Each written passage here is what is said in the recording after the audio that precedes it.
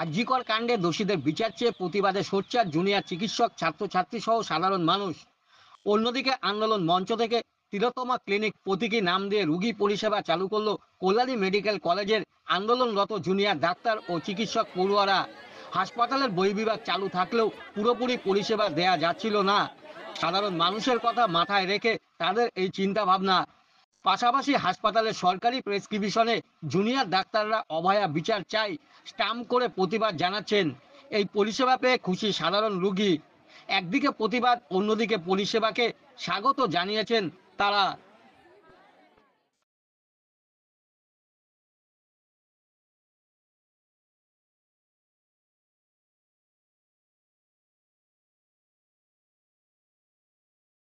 আমরা junior doctor সবাই মিলে আর কি আমাদের কলেজ অফ মেডিসিন জেএনএম হাসপাতালের সমস্ত ইন্টার্ন ডক্টর, পিজিটি দাদাদেরই সবাই মিলে আমরা আজ ডিসিশন নিয়েছি। আমাদের স্যাররা তো ওপিডিতে বসতেন, ওনারা 10টা থেকে বসতেন, 10টা থেকে 12টা, 1টা, 2টো, মানে ওনারা যতক্ষণ পেশেন্ট থাকতেন ওনারা দেখতেন। তো সেই সাপেক্ষে আমরা আজ সবাই মিলে বসেছি, যেহেতু আমরা আন্দোলন মঞ্চে থাকতাম। তো আমরা আজ থেকে তিলোত্তমা ক্লিনিক দিদিকে উৎসর্গ করে দিদির উদ্দেশ্যে সাধারণ মানুষরাও অনেকটা এই আন্দোলনকে সাপোর্ট করেছেন, ওনাদের অনেক অনেক থ্যাংক ইউ। ওনারা বুঝেছেন, ওনারা অনেক সাফারার।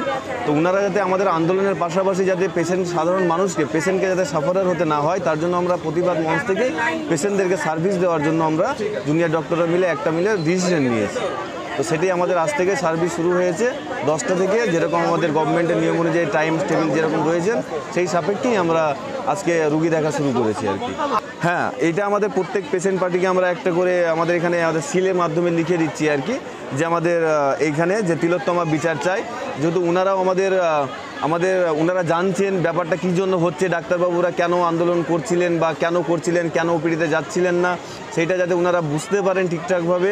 আর ওনারাও যাতে আমাদের কণ্ঠস্বরটা যাতে ওনারাও তুলে ধরেন, যাতে দিদির ন্যায় বিচারটা ওনারাও তুলে ধরতে পারেন জনসম্মুখে, সেই জন্য আমাদের এই দিদিকে উৎসর্গ করে এই বানানো হয়েছে এইটা আর কি। আপনার নাম? আমি ইন্টার্ন ডক্টর আলিম বিশ্বাস।